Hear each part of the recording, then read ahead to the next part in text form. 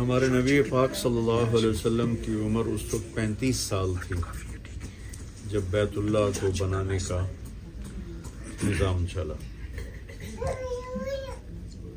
तो हजर अस्वद को जब रखने का मौका आया, उस वक्त तो ये पूरा पत्थर था, तो 2-3 टुकड़ियाँ पड़ी हैं।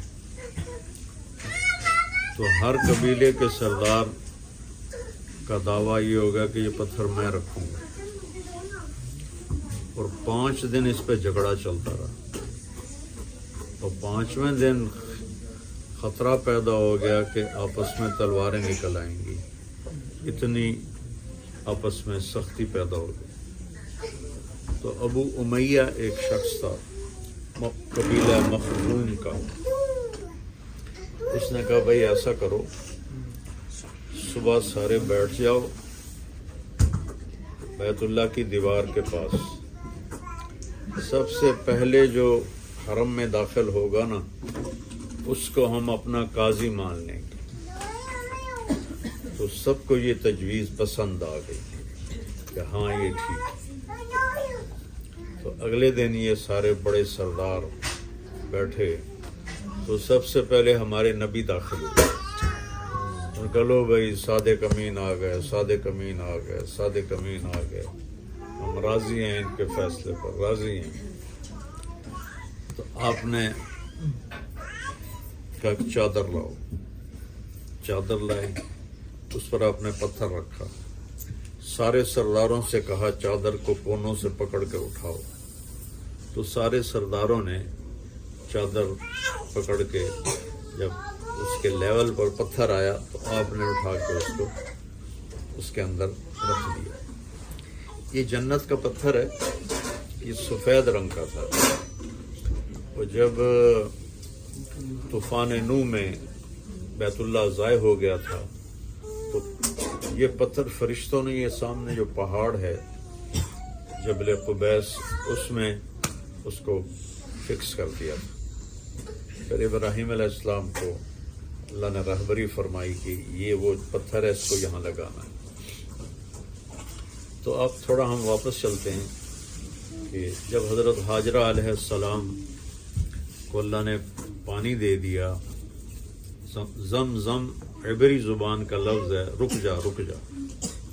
तो हमारे नबी ने फरमाया कि काश हमारी माँ ये ना कहती तो यहाँ पूरा एक दरिया बह जाता। इतना अल्लाह की रहमत जोश में थी, वो नीचे चला गया। तो अब ये रास्ता चलता नहीं था, इधर कोई आता जाता नहीं था।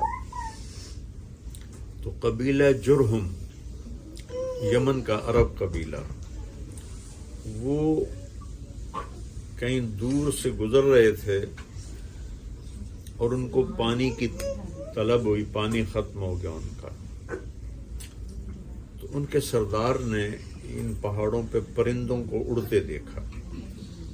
उसने कहा मैं यहाँ कई दफ़ा गुजरा हूँ, यहाँ परिंदे नहीं होते, लगता है यहाँ पानी है जो परिंदे ऊपर उड़ रहे हैं।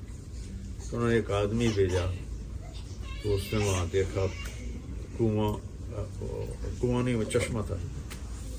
तो उसने जाके बताया तो वो कबीला आके कहने लगा बीबी अगर आप इजाज़त दें तो हम यहाँ आबाद हो जाएं। तब अल्लाह हज़रत हाजरा की आबादी का सामान फरमा रहे हैं। कहने लगे हो जाओ, लेकिन पानी मेरा होगा, पानी पे कब्ज़ा मेरा होगा। कहा ठीक है, पानी आपका। वो कब्ज़ा ग्रुप तो थे नहीं उस वक्त, का पानी आपका, हम आपके करीब रहेंगे।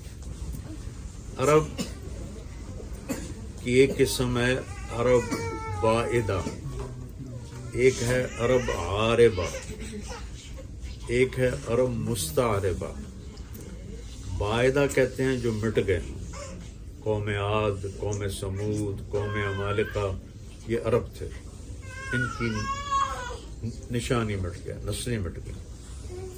वो अरब आरेबा हैं जिनको कहतानी भी कहते हैं। ये यमन के जो अरब थे उनके बड़े को अरब आरेबा कहते हैं, और उन कबाइल को अरब आरेबा और या कहतानी कहते हैं। अरब मुस्तारेबा हज़रत इस्माइल की औलाद को कहते हैं, जो हज़रत इस्माइल की औलाद से नस्ल चली उसको अरब मुस्तारिबा कहते हैं और अदनानी कहते हैं। और हमारे नबी अदनानी अरब थे, कहतानी अरब नहीं थे, अदनानी अरब थे। तो बनु क़ुज़ा ने 300 साल, बीच में हमने वो हजरत हाजरा वाला किस्सा सारा समेट दिया है। बनु क़ुज़ा ने 300 साल हुकूमत की मक्का पर। तो फिर बनु ख़ुज़ा एक कबीला था, उसने हमला करके और मक्के पे कब्जा कर लिया। जब बनु जुरहम को अंदाज़ा हो गया कि हम शिकस्त खा रहे हैं, तो उन्होंने कुएं में पत्थर और सामान और क्या कुछ उसमें डाल के कुआं बंद करके उसको ऊपर से पत्थरों से बंद कर दिया। तो जब ख़ुज़ा आए तो उनको पानी का निशान नहीं मिला। तो कोई 350 साल हुकूमत की बनु ख़ुज़ा ने। तो उनके सरदार को क़ुसई उस वक्त मशहूर हुए। क़ुसई बिन किलाब जो हमारे नबी मोहम्मद बिन अब्दुल्ला बिन अब्दुल मुत्तलिब बिन हाशिम बिन अब्द मुनाफ बिन क़ुसई बिन किलाब बिन मुर्रा बिन काब बिन लुवई बिन गालिब बिन फ़हर बिन मालिक बिन नदर बिन किनाना बिन खुज़ैमा बिन मुदरिक बिन इलियास बिन मुअद बिन अदनान, ये अदनानी अरब हैं। तो क़ुसई जो थे वो बड़े मशहूर हुए और उन्होंने कुरैश के कबाइल को इकट्ठा करना शुरू किया। कुरैश का नाम था फ़हर, वो मैंने पहले भी बताया था। तो बनु ख़ुज़ा के सरदार को शराब का मशकीज़ा देकर मक्के की हुकूमत ले ली। नशा पिला शराब के मशकीज़े पर उसने साइन कर दिए कि मक्के की हुकूमत तुम्हारी। तो क़ुसई का कब्जा हो गया तो कुरैश के कबाइल इकट्ठे होने शुरू हो गए। क़ुसई के बेटे थे अब्द मुनाफ, जो इतने खूबसूरत थे कि उनको मक्के का चांद कहा जाता था। उनके 4 बेटे थे, एक का नाम था मुत्तलिब, एक का नाम हाशिम, एक का नाम नौफल और एक का नाम अब्द शम्स। उनके ये 4 बेटे थे। तो अब्द मुनाफ के मरने के बाद खानदान वालों ने, मुत्तलिब बड़े बेटे थे, हाशिम को सरदार बनाया। तो बहुत ज़हीन थे, बहुत काबिल थे। ये रहलत शिता व सैफ, एक सफ़र सर्दी का एक गर्मी का उन्होंने जारी किया और इन यमन और शाम से तिजारती ताल्लुकात कायम किए। तो उस पर जो अब्द शम्स का बेटा था उमैया, उसने इख्तलाफ किया कि छोटा क्यों सरदार बने, बड़े को सरदार बनाओ।